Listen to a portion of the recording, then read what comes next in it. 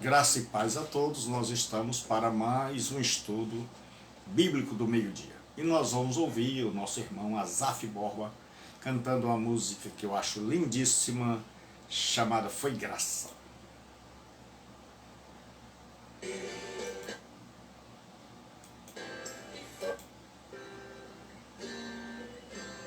Quando terminar esta vida e lá no céu eu chegar, haverá uma multidão de irmãos esperando para me abraçar e perguntarão a uma voz: voltados para mim, conta-nos como você, irmão, venceu e chegou aqui. E falarei e cantarei de Jesus que me amou e que por este pecador assim mesmo se entregou. E falarei e cantarei de Jesus que me amou e que por este pecador assim mesmo se entregou. Foi graça, graça, superabundante graça. Graça, graça, preciosa e doce graça. Foi graça, irmãos, eu consigo que foi assim. Foi só pela graça de Jesus que eu venci e cheguei aqui. E falarei e cantarei de Jesus que me amou e que por este pecado assim mesmo se entregou. Graça e paz a todos. Eu sou o pastor Gilberto Rebouças e nós estamos para mais um estudo da Palavra de Deus Nosso Pai. Nós estamos estudando as parábolas do reino, no capítulo 13 do Evangelho de Mateus. Hoje, 3/2/2021. Então nós vamos abrir as nossas Bíblias, nós vamos ler o texto. Nós já falamos sobre o transfundo, o contexto em que essa parábola foi escrita, o contexto cultural. Tá?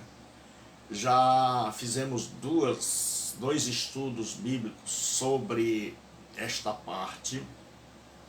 E hoje, no terceiro, e se Deus permitir, o último desta parábola, nós estaremos falando sobre a interpretação que o próprio Jesus Cristo deu a esta parábola do joio. Então nós vamos ler a partir do versículo 37. Quando os discípulos em particular chegam a Jesus e perguntam a ele o que significa aquilo. E ele respondeu: o que semeia a boa semente é o Filho do Homem. O campo é o mundo, a boa semente são os filhos do reino, o joio são os filhos do maligno, o inimigo que o semeou é o diabo, a ceifa é a consumação dos séculos, e os ceifeiros são os anjos. Pois assim será na consumação dos séculos. Mandará o Filho do Homem os seus anjos, que ajuntarão do seu reino todos os escândalos e os que praticam a iniquidade, e os lançarão na fornalha acesa, e ali haverá pranto e ranger de dentes. Então os justos resplandecerão como o sol no reino de seu Pai. Quem tem ouvidos para ouvir, ouça. Senhor nosso Deus e nosso Pai Celestial, nós estamos diante do Teu altar, diante da Tua pessoa, diante da Tua palavra em solo sagrado. E vamos meditar e pedimos que nos inspire e que, por Teu intermédio, ó Espírito Santo, possamos falar, sermos inspirados, possamos dizer, ó Deus, aquilo que queres que ouçamos, que falemos. Em nome de Jesus, toma o controle, guia as palavras, dá-nos a inspiração do céu, nos abençoe, Santo Espírito. Pai, abençoe cada pessoa que vai ouvir, cada pessoa que estará conosco em qualquer das redes sociais. Em nome de Jesus eu te peço, oro e agradeço. Amém. Então nós estamos agora na interpretação dada por Jesus da parábola do joio. Então o que nós vimos de forma rápida? Nós vimos que Jesus, ele está ali no meio da multidão, à beira, na cidade de Cafarnaum, à beira do mar da Galileia, e uma multidão vem e ele tem que se afastar, ficar em um bote para que as pessoas, em cima de um barco, para que as pessoas possam ouvi-lo, e ele começa a falar por parábolas. E estilo literário vem da palavra parar, do verbo parabalo, né? Que é parar, é colocar ao lado de, e balo, lançar. Então, parábola ou parábole, né? Que quer dizer colocar ao lado. Então, as parábolas são ensinamentos de verdades profundas por meio de histórias que podem ter acontecido ou não, mas que eram possíveis de acontecer e que muitas vezes ocorria no cotidiano das pessoas. Como a questão de colocar fermento no pão, plantar uma semente e vê-la crescer, plantar em vários tipos de solos. Então isso era coisa que todo mundo sabia, que todo mundo conhecia, porque Jesus está ensinando a gente simples, a gente humilde. Então ele, como bom mestre, usa os recursos que tem. Então ele vai contar histórias do cotidiano, porque a mente da pessoa do Oriente, ela é habilitada para isso, para ter essa criatividade. Então Jesus Cristo chega e ele vai ensinar por meio de parábolas. Mas por quê? Porque ali tem um grupo de discípulos, mas tem uma multidão que rejeitou a mensagem do reino. Então as parábolas têm dois objetivos, duas finalidades.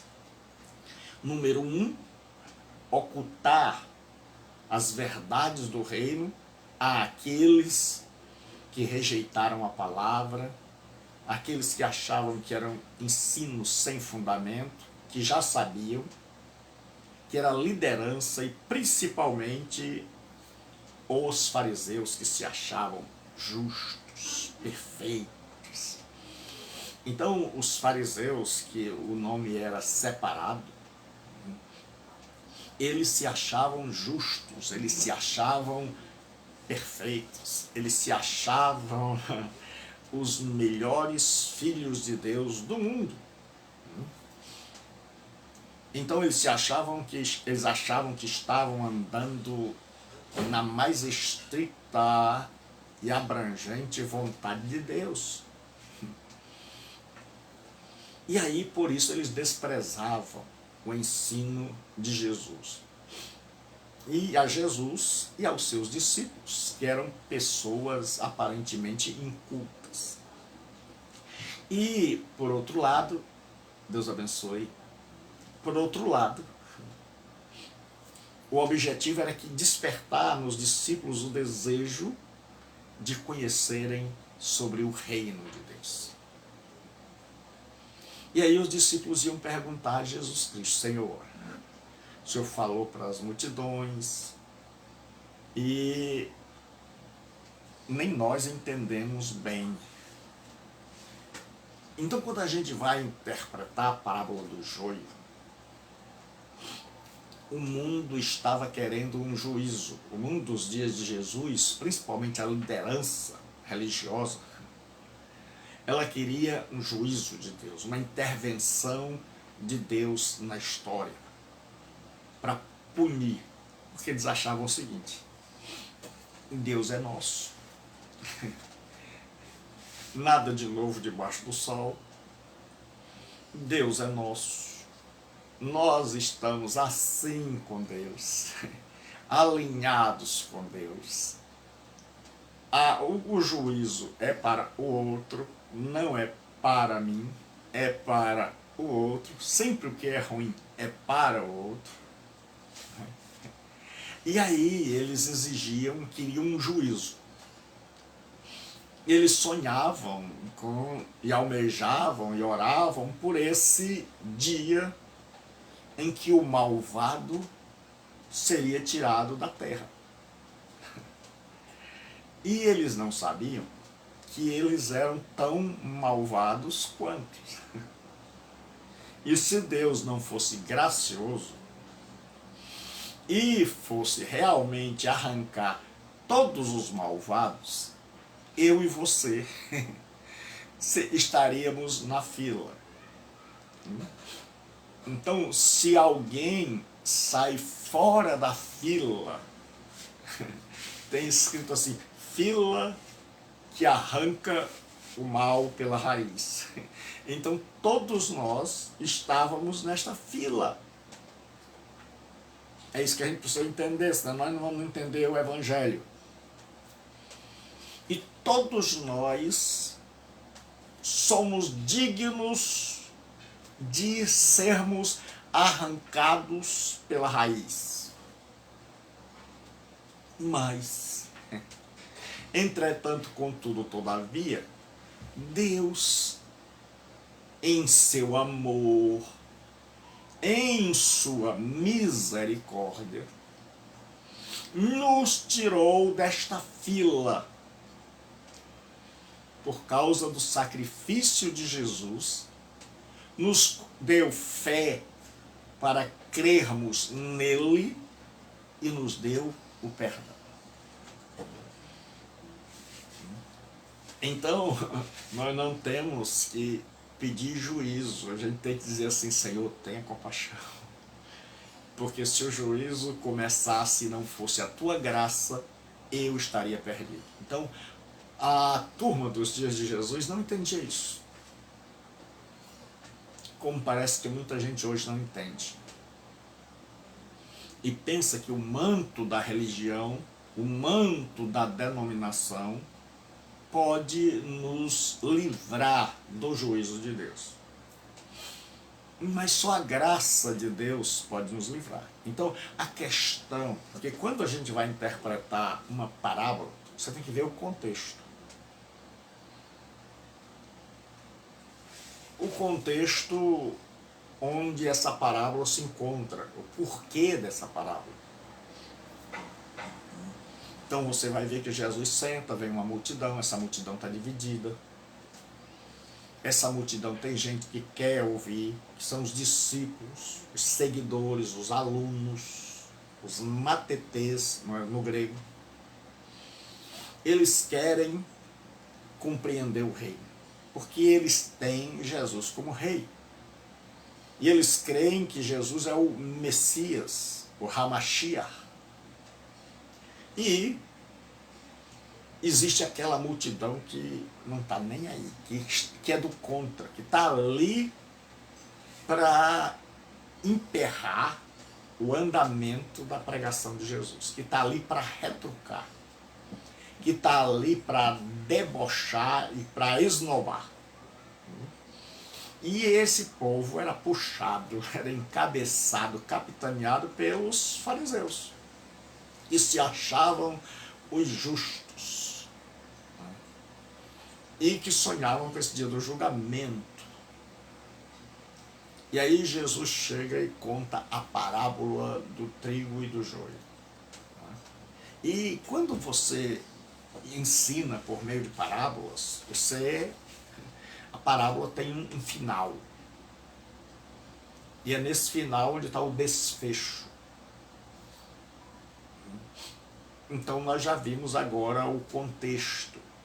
Então imagine agora um auditório duplo, de gente que está ali rejeitando, de gente que está ali travando a roda, de gente que está ali pisando no freio, de gente que está ali só para causar o mal, de gente que não crê em Jesus Cristo, mas está ali para tentar impedir que o outro creia, está ali para jogar contra. É igual a torcedor do time rival, que a pessoa torce secando, né? Torce pelo outro time, né? Contra o rival. Então, o que acontece? Tinha gente ali secando, tinha gente ali tentando impedir que as pessoas acreditassem em Jesus, mas tinha os discípulos, aqueles que realmente seguiam a Jesus, queriam aprender. E aí Jesus conta a parábola. E é como se Jesus dissesse: vocês querem saber sobre o fim? Vocês acham realmente que estão preparados para o juízo? Vocês querem que o meu pai e eu façamos uma intervenção na história e tragamos a juízo todos os perversos e erradiquemos o mal? É isso que vocês querem? É isso que vocês estão sonhando? Então lá vai. Eu vou contar uma história, que é uma história do cotidiano de vocês estão acostumados a ver, e só que nessa história eu vou dar a resposta que vocês tanto querem. Eu vou dar a resposta que vocês estão esperando. E é como se ele dissesse: agora, quem quiser que entenda. Está dizendo, vocês estão pedindo. O consenso aqui é que todo mundo quer essa intervenção. E vocês estão esperando para agora. Então, os discípulos estão esperando, porque eles creem que Jesus é o Messias, e com a chegada do Messias chega o juízo. E os fariseus, a liderança religiosa, estão esperando, mas não de Jesus. Então, na verdade, todo mundo está esperando um juízo, desde que esse juízo não seja o meu.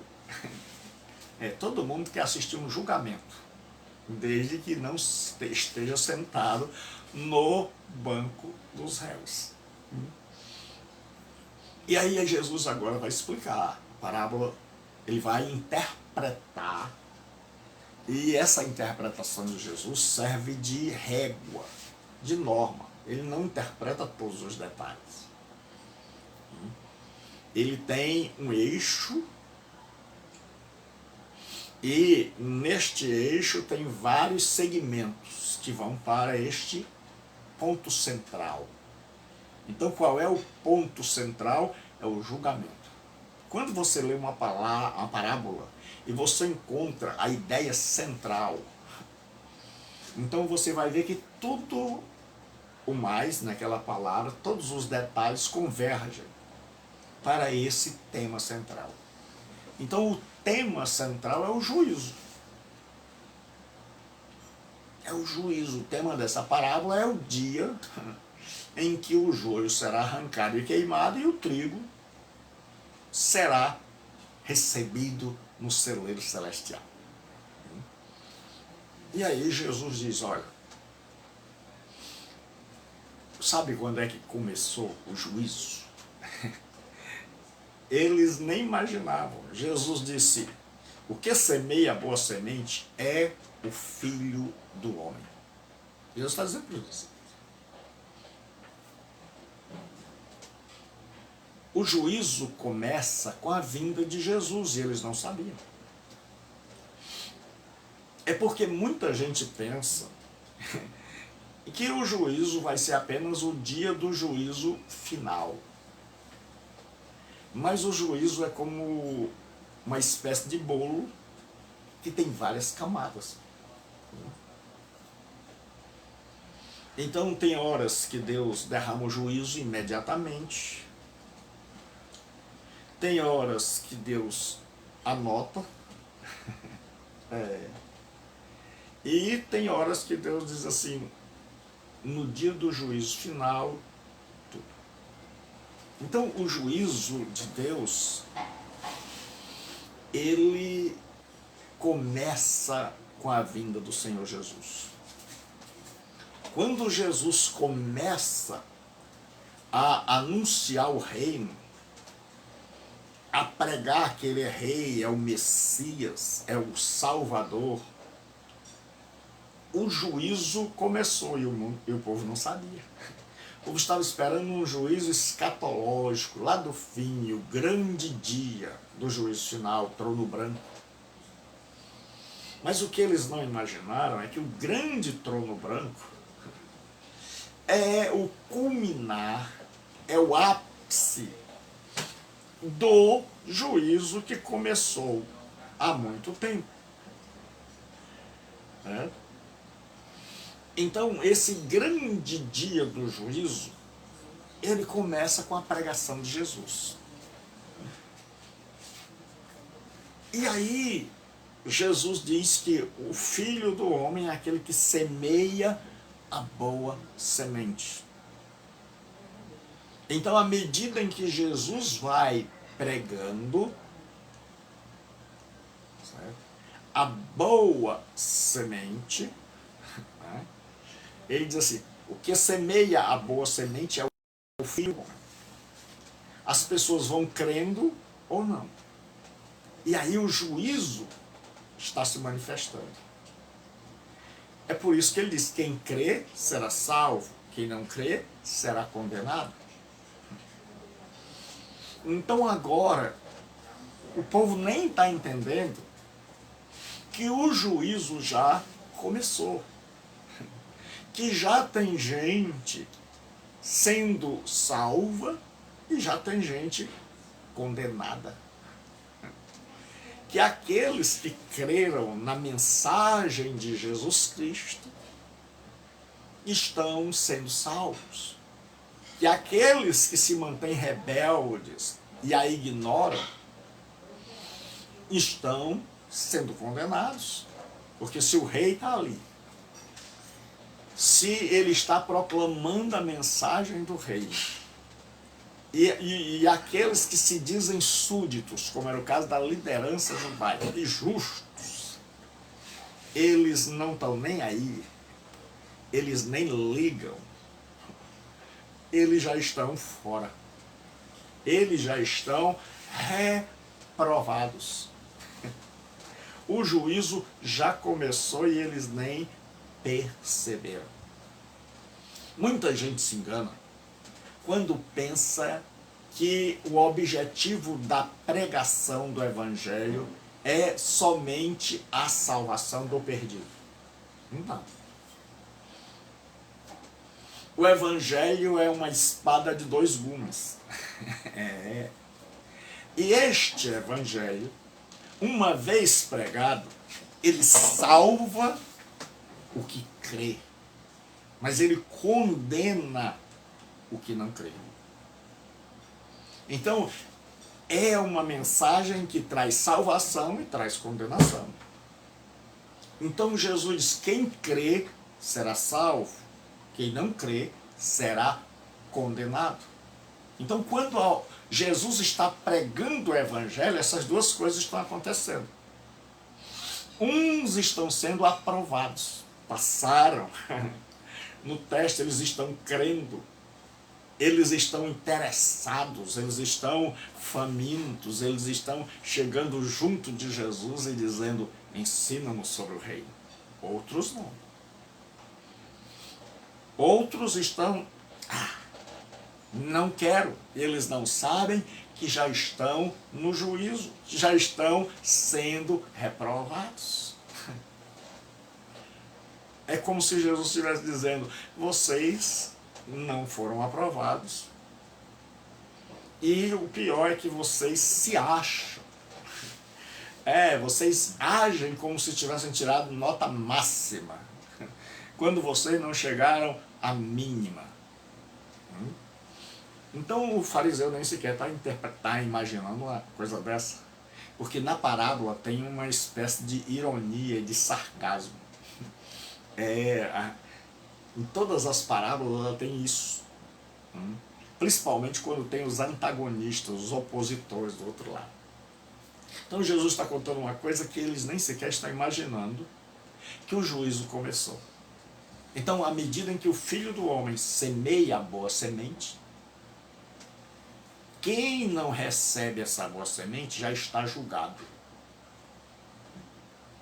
É por isso que Jesus diz em João 3, quem crê não será julgado, mas quem não crê já está condenado, porque não crê no Filho de Deus. Então o Evangelho não é só para salvar. O Evangelho sempre cumpre o seu papel. O Evangelho divide as pessoas no meio. O Evangelho mostra: creu, então você está do lado dos salvos. Não creu, você está do lado dos condenados. O Evangelho está passando. Porque tem muita gente que faz do Evangelho uma mercadoria barata. E Paulo diz: nós não somos mercadores da palavra de Deus. Nós não mercadejamos com ela. Nós não a barateamos. O Evangelho não é uma autoajuda. O Evangelho é uma mensagem direta, objetiva. Creu, está salvo. Não creu, está condenado. O Evangelho é o juízo de Deus em ação. Mas eles esperavam um juízo que Deus iria sentar no trono, chamar todas as nações, colocá-los aqui do lado, dizer: vem cá, vocês são da minha turma, vocês são dos meus, e eles estão, como nós dizemos aqui no Ceará, e eu sou nordestino, com muito orgulho. Aqui é lindo. Se você não conhece o Nordeste é lindo. O que acontece, mas também é no meu país, e os demais.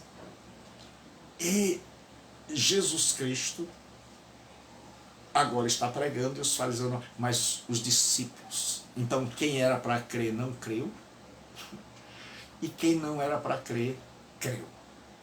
Deus é assim, imprevisível. Isso chama-se graça. É quem não tinha a menor condição, creu. Quem tinha tudo para entender, não entendeu. Quem tinha tudo para não entender, entendeu. Queria entender. Foi lá e disse: Senhor, explica aí.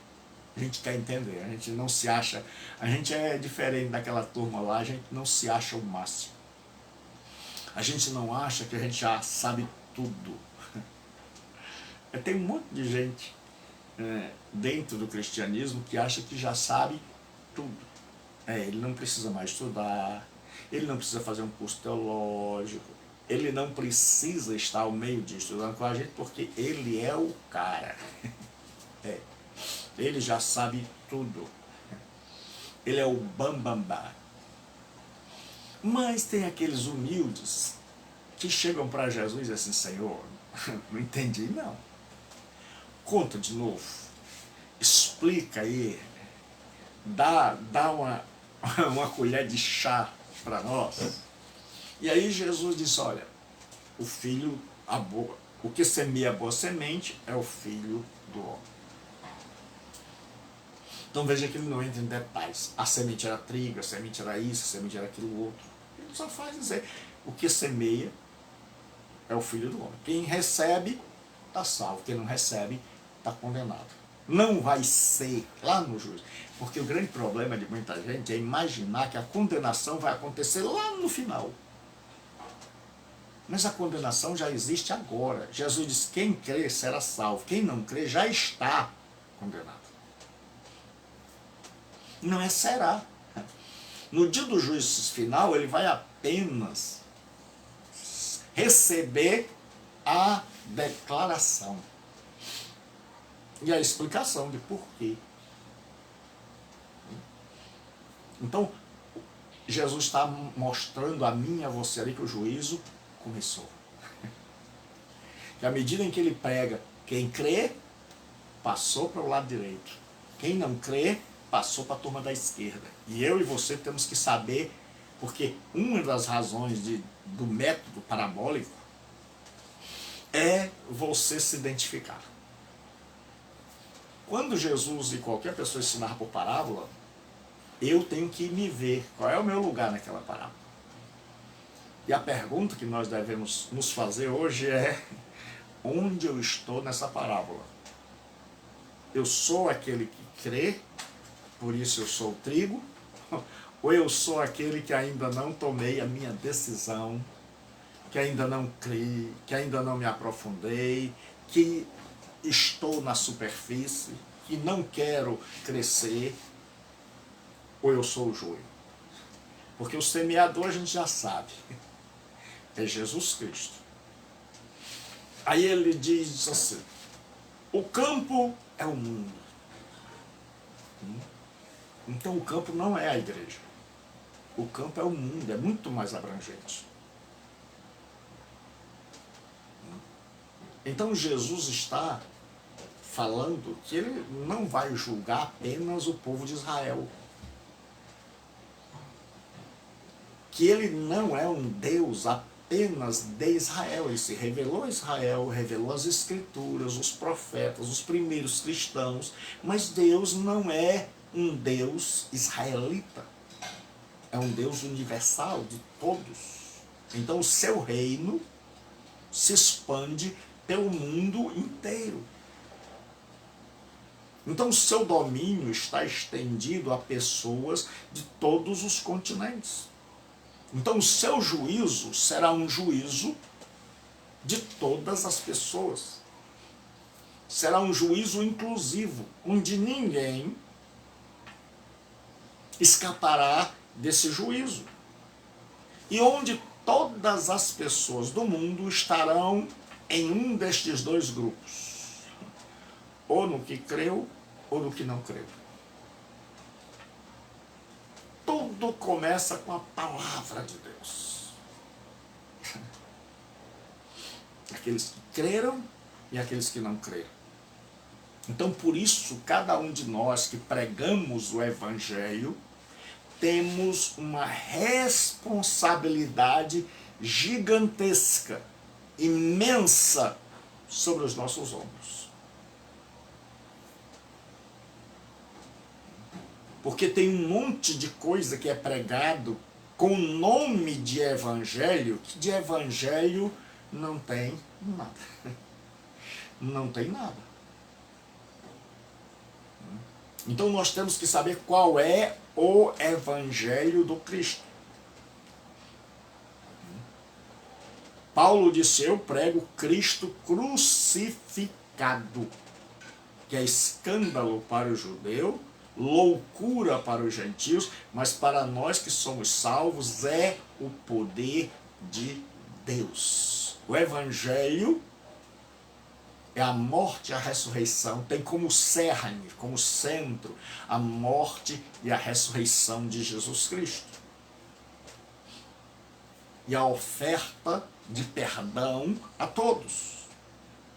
Então esse juízo de Deus que Jesus fala, ele não será um juízo onde muita gente até hoje imagina que será lá em Israel, né? Mas Jesus está dizendo que é um juízo que vai se espraiar pelo mundo todo. Essa mensagem, lembre-se que Jesus diz assim, antes dele subir, os discípulos chegam e dizem, Senhor, será nesse tempo que restaurarás o reino a Israel? Então nem os discípulos estão entendendo. Eles estão muito ligados em escatologia, como muita gente hoje. Então eles estão pensando ainda num reino glorioso, Israel como cabeça, que a turma faz uma mistura terrível. Somos cabeça e não cauda. E aí Jesus chega e diz assim, não vos compete. Oh, caramba!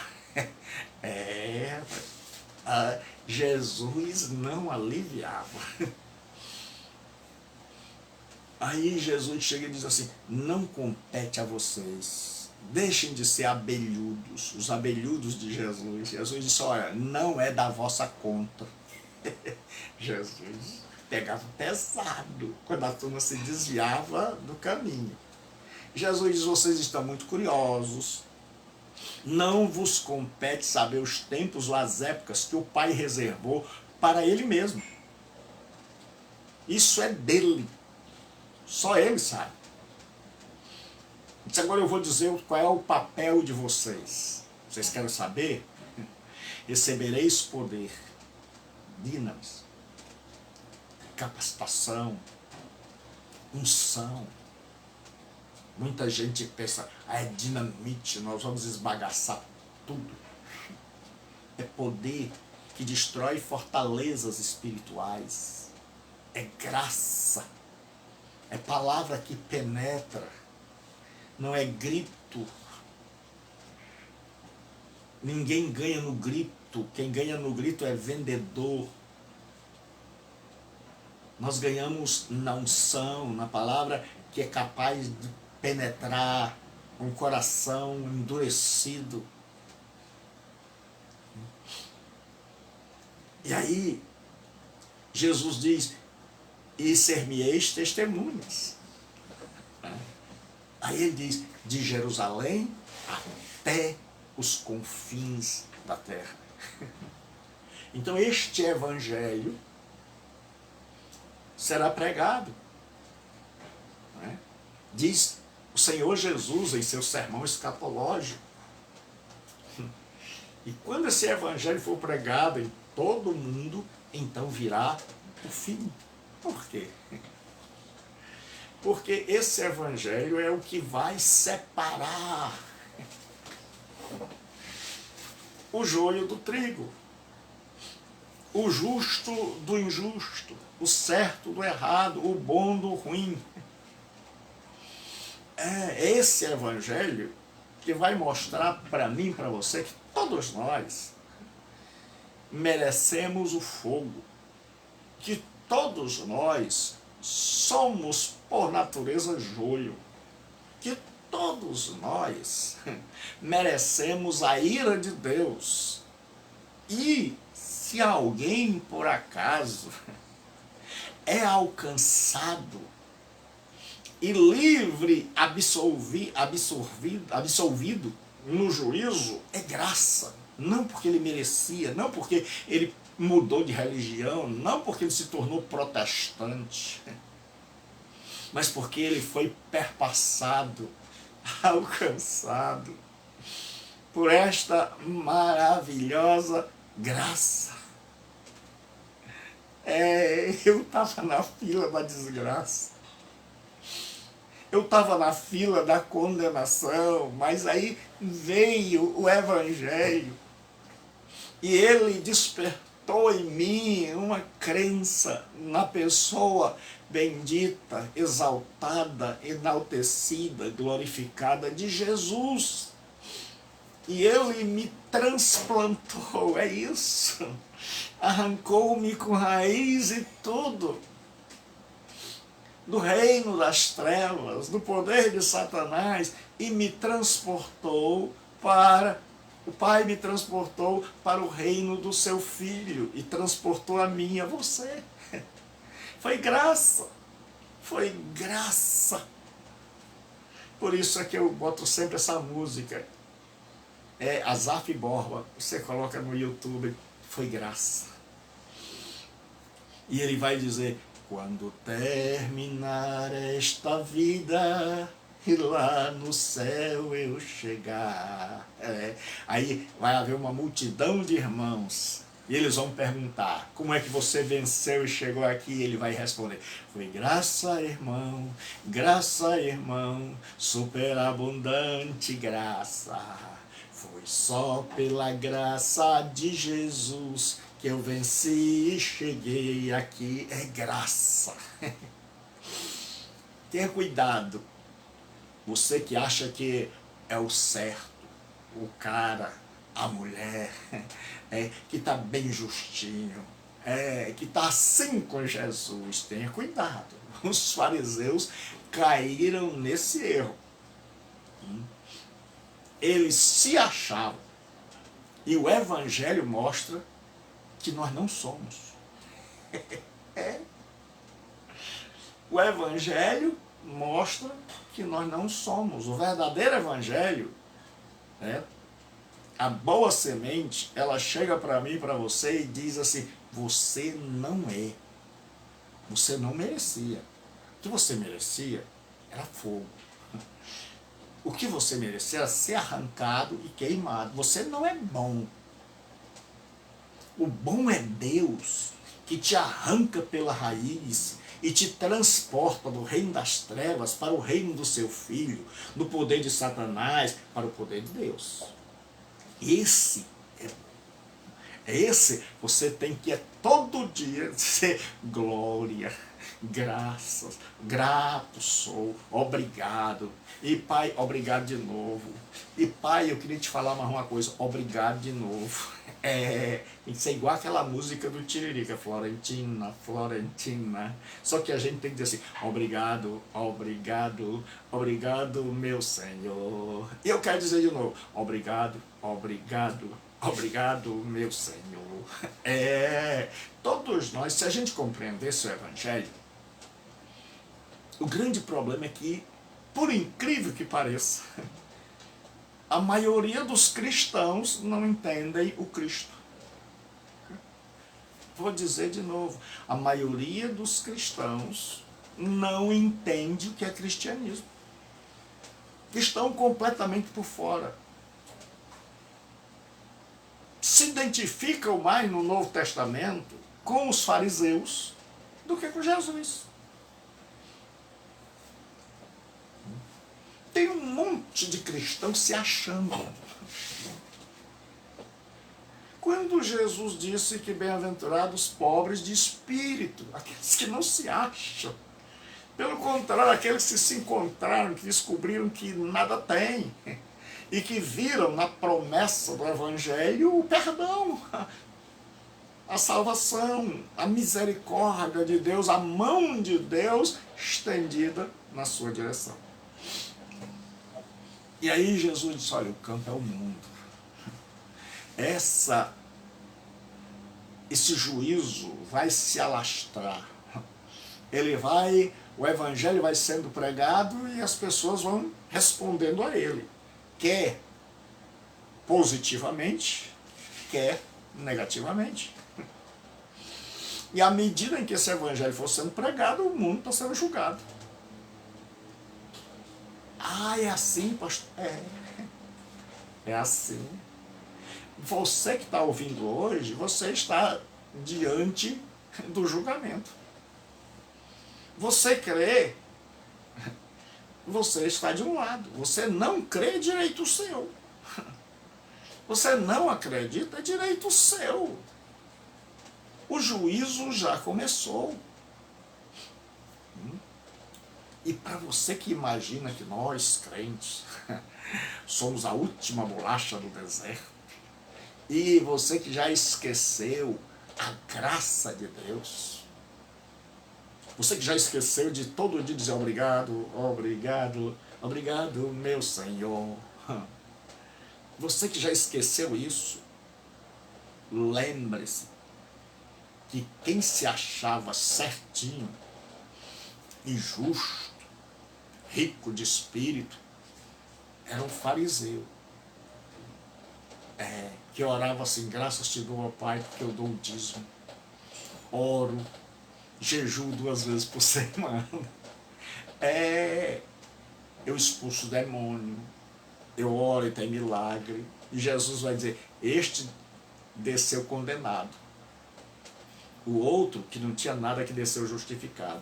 E Jesus vai dizer: olha, essa turma aí que expulsa o demônio, que cura, mas que não tem vida, que não mudou, que não compreendeu o evangelho, essa turma aí está fora. Essa turma aí está reprovada. Ele diz assim: apartai-vos de mim, que eu nunca conheci vocês, não sei quem vocês são. Foram sem eu mandar. São os falsos profetas, como do Antigo Testamento. Deus disse: nunca lhes dei ordem. Irmãos, todos nós precisamos voltar para a Bíblia. Qual foi o movimento que mudou o mundo? Foi a Reforma Protestante.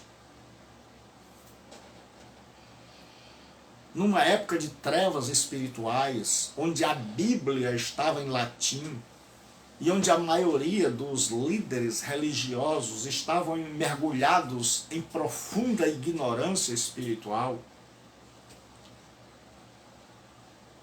surgem as Escrituras. E gente, não só Lutero, mas em toda a Europa, com desejo de ler as Escrituras, e uma vez lendo as Escrituras, perceberam quão distante estava a sua prática religiosa do ensinamento de Jesus. Foi isso que deu origem à Reforma Protestante. Foi um retorno às Escrituras, que é chamado nos 5 sola de sola scriptura, ou seja, voltemos às Escrituras. A autoridade máxima é as Escrituras. Em nome de Jesus, largue essa história de campanha de Jericó. Largue essa história de quebra de maldição. Largue essa história de teologia da prosperidade.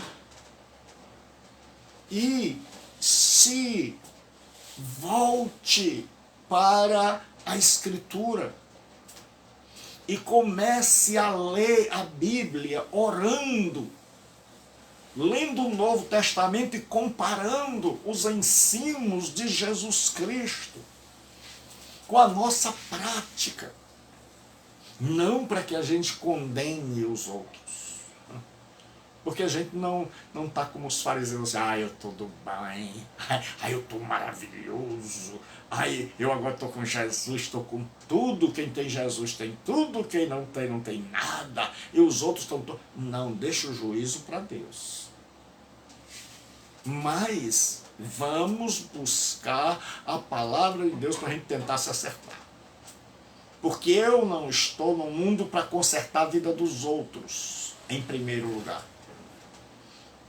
Deixemos a vida do outro para ele. Cuidemos da nossa. Jesus diz: primeiro tire o argueiro do teu olho, tire a trave do teu olho, para depois. Então, para a gente tirar a trave, precisa ler a Bíblia com vontade. Precisa voltar para o Novo Testamento, ler, e não ler marcando alguns versículos bonitos que a gente gosta, mas ler o todo, saber e dizer: Senhor, qual é a tua mensagem? Qual é a tua vontade para a minha vida? E procurar estudar. Por exemplo, hoje eu encontrei um livro bom sobre as parábolas de Lucas, que eu vou ensinar a vocês também. Mas esse homem, esse autor, ele passou 20 anos morando entre os beduínos, lá em Israel. ali naquela região, para poder entender, porque os beduínos, eles continuam morando em tendas, vivendo como era parecido há 2000 anos atrás. Então eles entendem. Então esse homem foi lá, e já imaginou uma pessoa passar 20 anos morando com esse povo em tendas, ouvindo as histórias, para poder interpretar para nós e poder nos dizer com segurança, ó pessoal, é isso que Jesus queria dizer. E tem gente que diz que não quer estudar. Como é que uma pessoa em sã consciência, com um juízo saudável, pode dizer: eu vou desprezar o trabalho de 20 anos de pesquisa de um homem desse? É muita boa vontade você sair de casa e morar debaixo de tendas, com gente humilde, se acostumar a novos costumes, tudo com o interesse de entender, de chegar, entrar na mente daquele povo, porque entrando na mente daquele povo, ele estava entrando na mente de Jesus, porque aquele povo pensa no cotidiano como Jesus. Então, Jesus diz: olha, o campo é o mundo. Então esse evangelho vai ser pregado no mundo inteiro. E aí, o que acontece?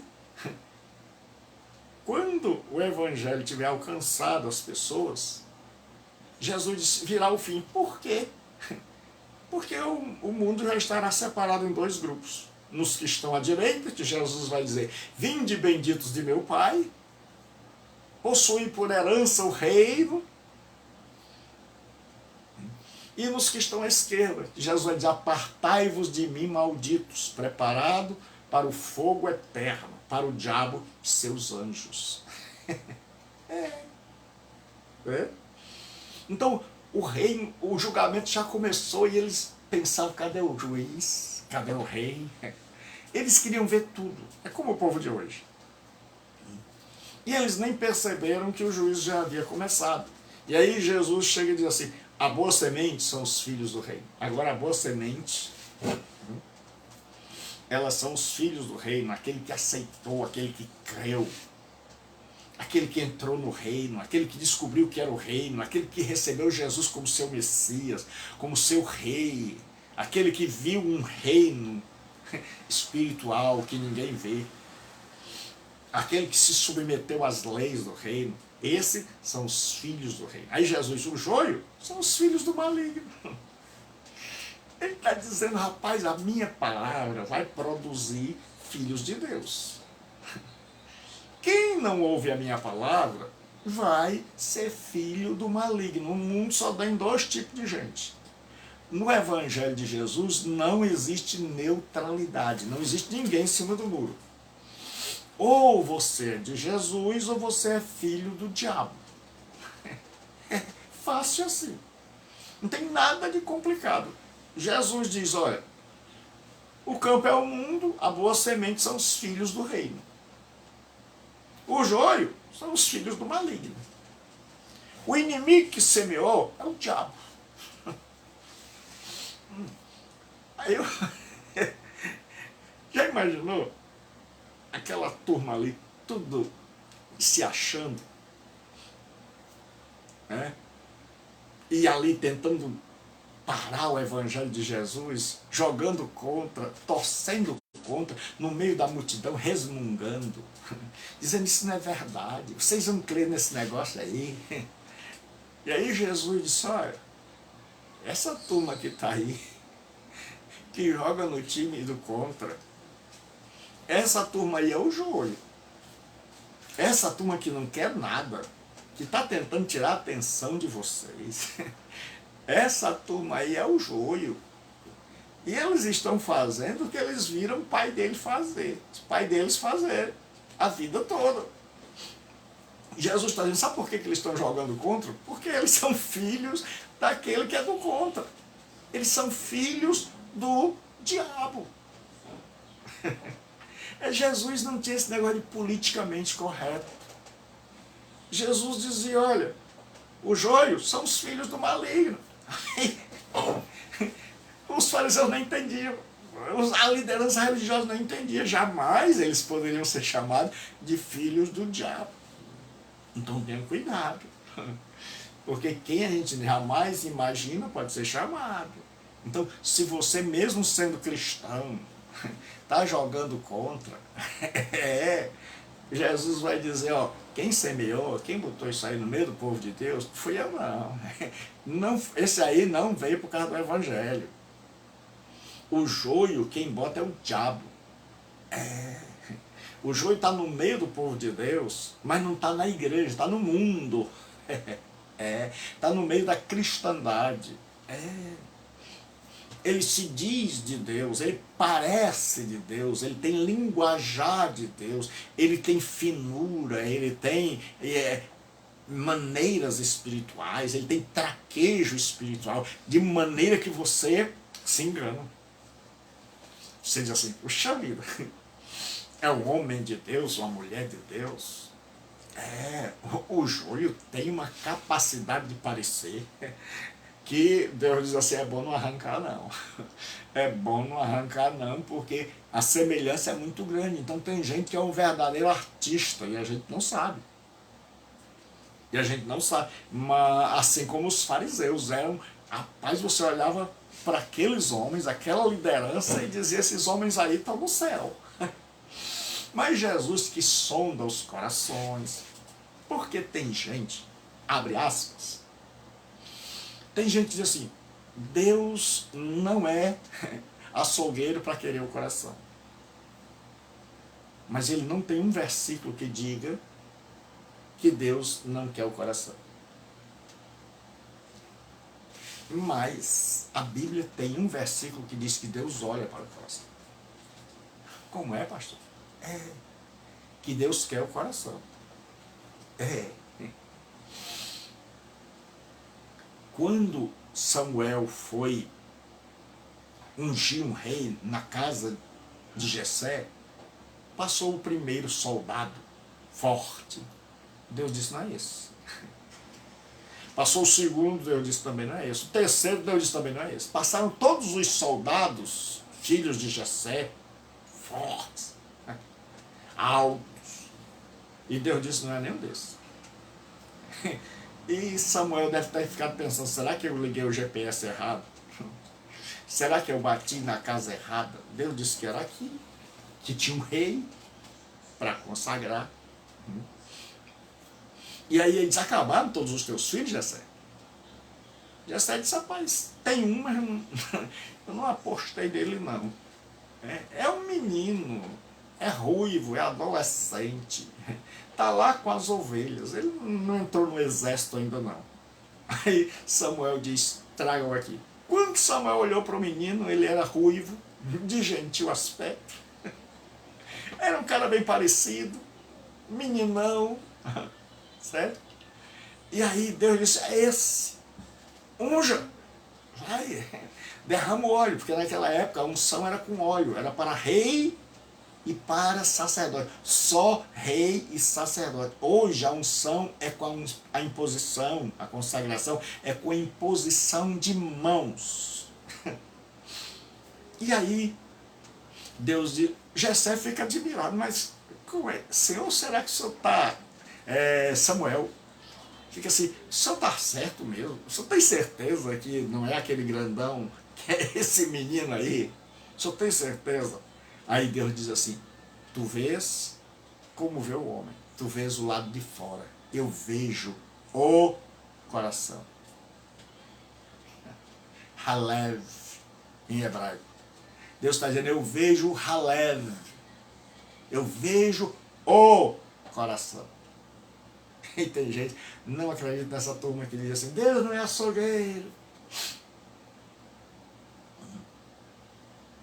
E aí ele diz assim, e a ceifa, a colheita, não é isso que vocês querem? Vocês querem isso? A ceifa é a consumação do século. É a consumação de tudo. Ele está dizendo consumação, porque já começou. Ele está dizendo, olha, eu já plantei a semente já cresceu, juntamente com ela veio outra semente parecida, mas essa semente foi plantada pelo capeta,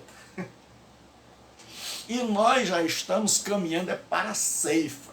E os fariseus não estavam entendendo nada.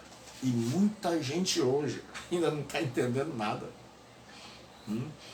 E que o processo já está grande, nós já estamos caminhando para a ceifa.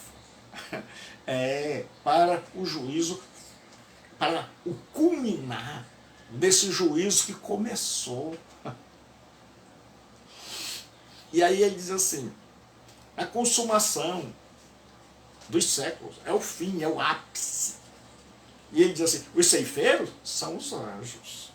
Ele diz, no fim, quando o evangelho tivesse sido pregado e já tivesse sido dividido a humanidade em 2 grupozinhos, agora nós temos perguntado de que lado você está. Em que grupo você está? No grupo dos religiosos? Porque Jesus não está falando aqui, a princípio, de pessoas do diabo, malignas, mas de gente religiosa, ou melhor dizendo, de gente que era do diabo, mas que não parecia. De gente que tinha se ligado na religião, que é o que a gente chama de fé na fé, que acreditavam neles mesmos e não na misericórdia de Deus. De gente que se achava melhor que os outros. De gente que achava que ia trocar as suas obras pela salvação e que Deus era um cambista, que está sentado num banco celestial e diz, me dê as suas boas obras, me dê aí as suas pregações, suas orações, seus jejuns, me dê aí a lista, aqueles canhotinhos de dízimo que você anotou, que você pediu, que está tudo dentro da tua Bíblia, me dê aí para ver se paga a tua salvação. E aí, naquela época tinha um homem com um banquinho, daí o nome banqueiro, e ele era o cambista, câmbio quer dizer trocar, então ele trocava o dinheiro. Então digamos que Deus seja o cambista, e muita gente vai chegar lá e vai dizer, Senhor, eu era da igreja tal. O senhor está pensando o quê? Eu era diácono, eu era pastor, eu era apóstolo. O senhor está pensando que quando eu orava, os demônios caíam. Milagre? Aconteceram muitos. No teu nome, o quê? Fiz maravilhas. Jesus vai dizer, apartai-vos de mim, nunca conheci você. Não dá. Aqui, se for pegar tudo isso que você fez para comprar a tua salvação, está faltando muita coisa. Está faltando coisa. Então, esse seu dinheirinho aí, estas suas obras, não dão. Tchau. O outro. O outro. Senhor, eu não tenho nada. E como é que você quer ir morar no céu, se você não tem nada para oferecer a Deus? Aí ele diz, mas eu creio em Jesus Cristo, que ele morreu no meu lugar. Aí Deus, agora a história é diferente. Agora a história é diferente. Quer dizer que você não tem nada. Nada. Você está condenado. Estou. Você crê que ia para o inferno. Creio. Você não acredita mais nos seus canhotos de dízimo, nem nos dias de culto que você... Não, Senhor. Você não crê. Você não está aqui querendo me convencer que você vai morar no céu porque você deixou de usar determinada roupa, deixou de beber, deixou de fumar, deixou de adulterar. Não, Senhor. E por que você quer entrar aqui? Por causa do sacrifício de Jesus. E aí, Pai, para que ninguém fique com dúvida, porque muita gente pode dizer, então pastor, todo mundo vai fazer o que não presta? Aí a pessoa diz assim, Pai, e por causa do sacrifício de Jesus na cruz eu fiquei constrangido. como é que alguém pode ter morrido por mim para me libertar dos pecados e eu permanecer no pecado? Então, Pai, foi Ele que me libertou do pecado. Foi a salvação dele que me constrangeu a orar, a pedir perdão, a me arrepender. Foi Ele, não eu. Sempre foi Ele, não eu. Eu sou pobre e necessitado, mas como disse Davi, o Senhor cuida de mim. Deus vai dizer, entender. Você está compreendendo o que eu digo? Você já está amadurecendo? Você consegue acompanhar o meu raciocínio?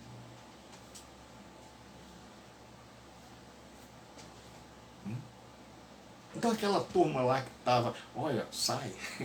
Até hoje tem uma turma que está do lado assim, treinando. Tem os rodas presas. Jesus disse, olha, a consumação, a ceifa, a hora de colher o fruto e tocar fogo na palha, está chegando. E ele diz, os ceifeiros são os anjos. Aí ele diz assim, pois assim como o joio, veja, parábola, é algo do lado. Agora a ordem inverte. Primeiro foi lançado o trigo, depois o joio. Agora, primeiro é o joio. O joio. Parece, mas não é. Tem muita gente que parece crente. Tem muita gente que parece cristã, mas não é. Tem muita gente que é um verdadeiro artista,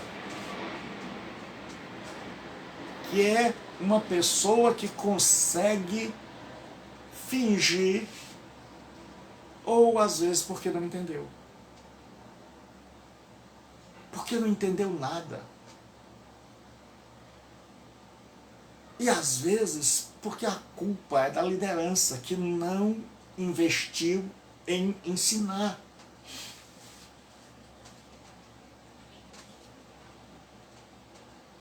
Mas, meu amigo, se eu estou na minha casa e eu já sou um adolescente, meu pai não tem condição ou não quer me dar educação e alimentação, então eu corro atrás.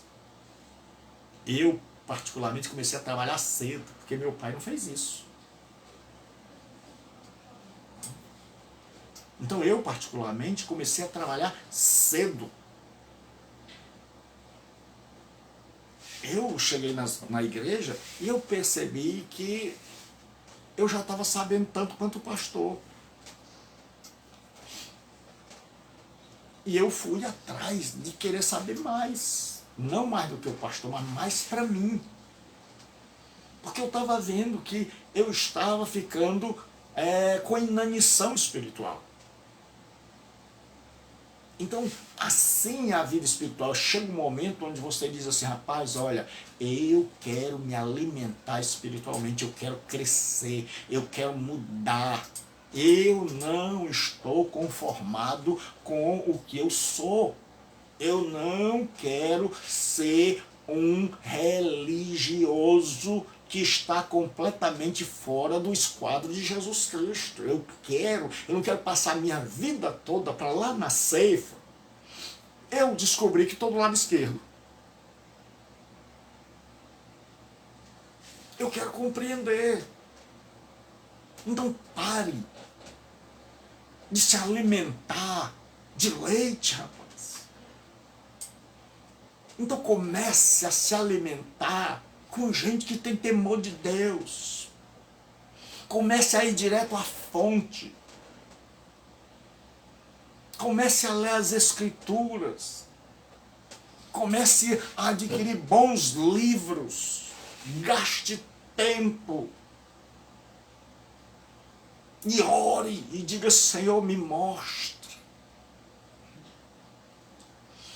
E aí Jesus diz, o joio é lançado no fogo, assim será na consumação dos séculos. Então Jesus está aí nessa turma aí, que interpreta bem, que vocês estão olhando, que estão aí no meio da multidão, que estão sendo roda presa, que estão contra mim, que estão budejando, que estão tentando impedir. Essa turma vai em primeiro. Eles acreditam que são os primeiros, pois eles serão. É por isso que nas parábolas tem um sarcasmo. Jesus está dizendo, eles se acham os primeiros, pois eles vão ser. Eles vão ser os primeiros, eles se acham os melhores, primeiro da fila, os queridinhos de Deus. Não se preocupe não que eles vão ser os primeiros, mas os primeiros a serem queimados. E a turma não está entendendo nada. A pergunta é, você está entendendo? Porque toda parábola evoca isso. Você entendeu? Jesus sempre vai perguntar, vocês entenderam? E Jesus vai reclamar quando eles não entendem. Aí diz assim, mandará o Filho do Homem, os seus anjos, e eles ajuntarão do seu reino todos os escândalos. A palavra escândalo, originalmente, era aquele gatilhozinho que dispara uma arapuca, uma armadilha. E aqui são aqueles que estão roda presa, são aqueles que causam escândalos, são aqueles que impedem as pessoas de crerem no Messias, são aqueles que nem creem, nem deixam os outros crerem. Como Jesus disse, nem entram e ainda impedem os que estão entrando. Então Jesus, rapaz, Jesus é o máximo. Porque Jesus está contando essa história e o povo não está entendendo, e até hoje tem muita gente que ainda não entendeu. Porque tem os fariseus daquela época e tem os fariseus de hoje. E muita gente não entende. Muita gente não compreendeu ainda. Tem muito artista da fé hoje que acha que é o primeiro, que tá buscando os primeiros lugares. Paulo diz, acomodai-vos às humildes. Não ambicioneis coisas altas, mas acomodai-vos às humildes. E o povo está querendo ser apóstolo, bispo, pastor presidente. Subir na hierarquia eclesiástica. Não entenderam nada. Não entenderam nada do Evangelho. Estão completamente fora de sintonia com Jesus Cristo. E aí Jesus diz, pois assim como o joio é colhido e lançado ao fogo, assim será na consumação do século, mandará o Filho do Homem e seus anjos, eles ajuntarão do seu reino tudo que causa escândalo. Essa turma aí está escandalizada comigo. Essa turma aí que não quer nada, essa turma que não entendeu nada, essa turma que acha em primeiro lugar, essa turma que só é pedra de tropeço, essa turma que nem entra no céu e impede os que estão entrando, essa turma do contra, essa turma os anjos vão buscar. No dia do grande juízo, eles serão os primeiros, mas os primeiros a serem lançados no inferno. Ele diz assim, e não só essa turma aí, Jesus não está dizendo, não é só essa turma aí, tá? E os que praticam a iniquidade, é geral. Jesus, não tem o ditado que a fulano está pegando geral, mas aqui no bom sentido Jesus vai pegar geral. Tudo que comete, quem é do contra, tem um monte de filósofo aí jogando contra, tem um monte de cientista, tem um monte de ateu, tem um monte de movimento jogando contra o Evangelho, tem um monte de teólogo jogando contra o Evangelho, tem um monte de cristão jogando contra o Evangelho, tem joio que não acaba mais, mas Jesus diz, eu vou arrancar na hora certa. Jesus está dizendo, já estão separados. Já estão separados. Cada um já está no seu quadrado. Só falta agora eu mandar buscar. Qual é o seu quadrado? Ele diz, os lançarão na fornalha acesa. Ele diz, para vocês que se acham tanta coisa, está guardado uma fornalha. Para vocês que se acham os primeiros, tem uma fornalha. Esse ali haverá choro e ranger de dentes. E aí ele diz, então, agora ele vai terminar, vai arrematar. Então o povo queria o juízo, ele está dizendo, olha, o juízo começou quando eu comecei a pregar o evangelho. Pá! Quem aceitou foi para esse lado, quem rejeitou foi para esse. Quando terminei de pregar, meu povo continuou. E o reino se espraiou pelo mundo todo. E no mundo todo, o mundo foi dividido em só 2 grupos. Não tem ninguém em cima do muro. Ou você crê, se converteu e está no reino da direita, ou você não se converteu e está no reino da esquerda. Então agora, os anjos já sabem quem é quem. Então quando eu vier para exercer esse juízo que vocês estão querendo, para terminar, para acabar com a história, eu venho e os meus anjos vão pegar a turma que está na esquerda, a turma que foi roda presa, a turma que foi do contra, e essa turma vai ser primeiro, mas primeiro aí para o fogo, primeiro aí para a fornalha. Aí ele diz, então, aquela turma que se achava. Tem um monte de gente hoje nas igrejas evangélicas, católicas, que se acha. Então os justos resplandecerão como o sol. Ele só depois, só lá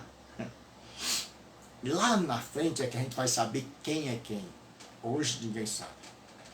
Hoje você pode olhar para mim e dizer assim, é um santo. Você não sabe quem eu sou. Eu não sei quem você é.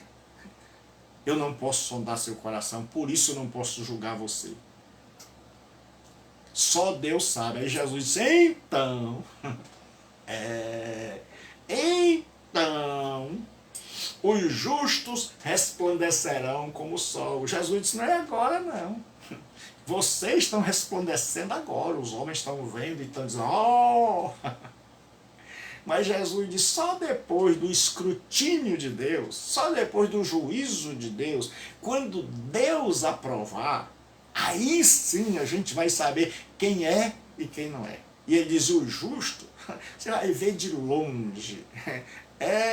O justo você vai ver de longe, vai resplandecer. Assim como você vê o sol, você vai conhecer os verdadeiros súditos do reino, os verdadeiros cristãos. Aí ele termina dizendo, quem tem ouvidos para ouvir, ouça. Ou seja, quem é capaz de entender, quem quer entender, quem quer meditar, quem quer examinar isso a fundo, quem quer compreender, quem quer praticar, porque tem um monte de gente que é curioso, só quer entender. Ele acha maravilhoso quando a gente diz coisa que ele não entendia ainda, e ele entendeu, mas aí não transforma isso em prática. Então Jesus, na parábola do joio, está falando sobre o juízo. Só que esse juízo começou com a vinda de Jesus, a primeira, e vai encerrar a segunda. Então, todo ser humano já está sendo julgado. E o mundo está sendo separado em 2 grupos. A pergunta é, em que grupo você se encontra hoje? Se você descobriu hoje que você está no grupo errado, se você descobriu hoje, pastor, eu nunca dei bola para o evangelho. Pastor, eu nunca ouvi direito. Pastor, eu até frequento uma religião, eu até tenho uma denominação, mas lá me ensinaram coisas diferentes. Pastor, eu me achava. Mas quando eu comecei a compreender o que Jesus quer dizer, eu descobri que eu estou perdido. Eu não quero ser como aqueles religiosos da época que não entenderam nada, eu entendi. Se Deus não mudar a minha história, eu estou perdido, Senhor. Porque eu sou pobre, eu descobri que eu sou pobre de espírito. Eu descobri que eu tenho uma dívida enorme para com Deus, e essa dívida é humanamente impagável. E eu descobri que eu já fiz vários personagens, mas Deus que sonda o meu coração me conhece. Pastor, hoje eu estou arrependido. E eu creio em Jesus Cristo. Eu descobri que Ele é o único que pode mudar a minha história. Que Ele é o único que pode me salvar. É Ele que é o Rei que eu quero que governe a minha vida. Eu quero pedir a Ele o perdão dos meus pecados baseado na sua morte. E eu quero pedir que Ele mude a minha história. E eu quero me submeter ao seu reino. E passar para esse grupo que tem Jesus como Rei. E eu quero me preocupar com a minha vida. Eu quero mudar hoje, Senhor. Peça a Ele agora. Onde você estiver, rasgue seu coração. E chegue para Jesus e diga: Senhor, eu nunca me converti a Ti. Não há nada em mim que eu possa fazer que possa merecer a salvação. Eu quero o Teu perdão. E por causa do Teu perdão, eu vou abandonar a bebida, a prostituição e tudo que o Senhor não gosta. Mas é por causa do Teu perdão e não para ser perdoado. Chegue agora e peça o perdão de Deus. E compreenda como Paulo e diga: o amor de Cristo nos constrange, julgando nós assim, que se um morreu, todos morreram. Então, é essa verdade que nós precisamos descobrir. É que o amor de Cristo nos constrange. Jesus morreu, então eu tenho que morrer. Não é o inverso. Eu morro para poder merecer a salvação, não.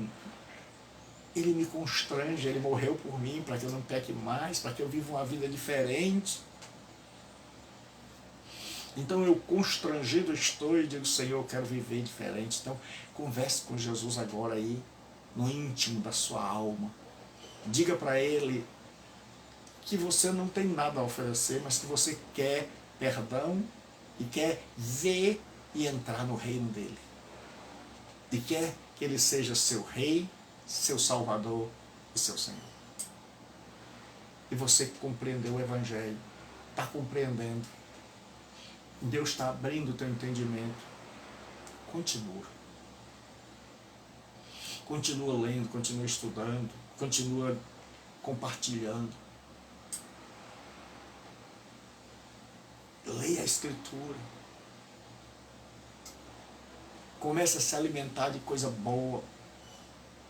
Veja que tipo de música você está cantando.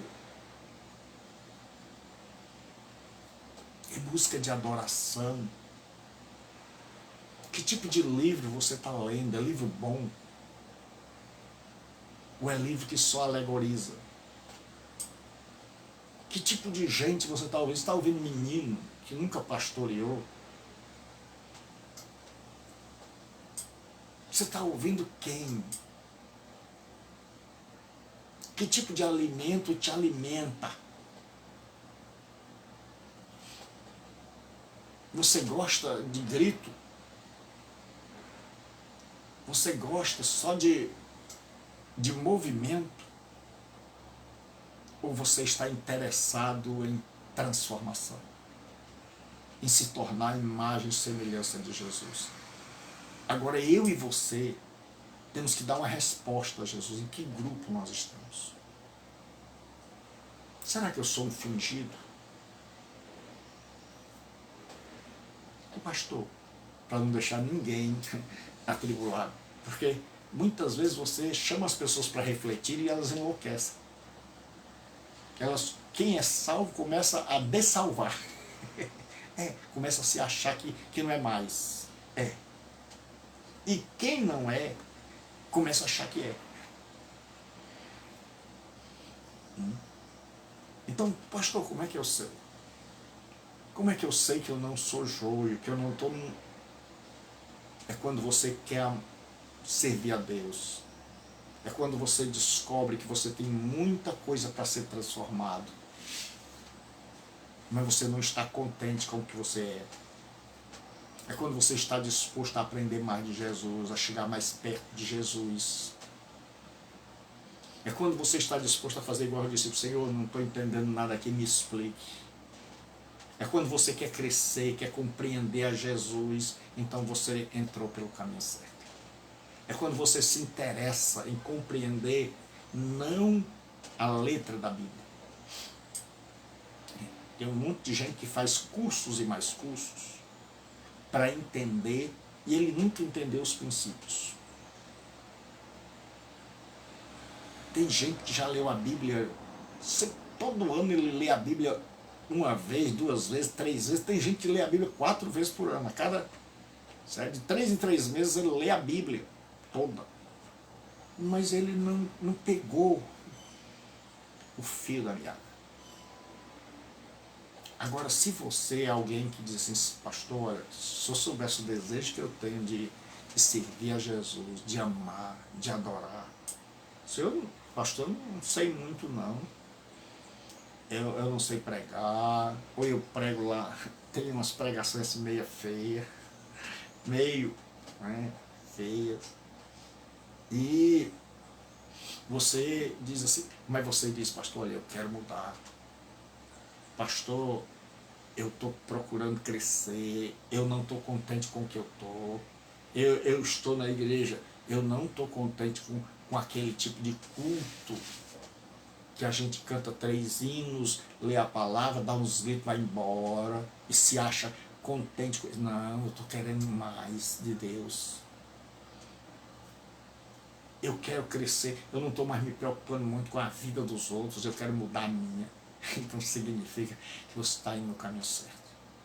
Você diz, eu estou com fome da palavra de Deus, eu estou com sede. Então saiba, você não é perfeito, mas você é o trigo de Deus. Certo? Então, deixa Deus continuar a obra de transformação. Deixa. Fique em paz.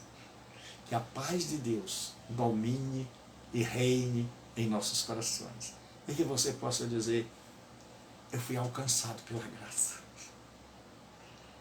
Eu fui alcançado pela excelsa graça. E você possa agradecer a Deus e dizer, Senhor, se eu sou trigo, é por tua causa. É para a tua glória.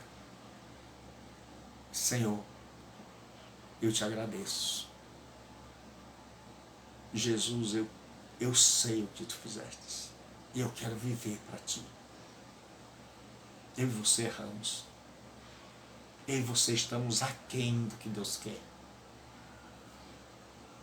Eu e você não somos perfeitos, pelo contrário, estamos longe disso. Mas se eu e você queremos, se eu e você sonhamos, se eu e você desejamos, se o que está dentro do nosso coração, se a vontade maior é fazer a vontade de Deus, então Ele satisfará os desejos do teu coração. Que Deus abençoe. Até amanhã. Em nome de Jesus.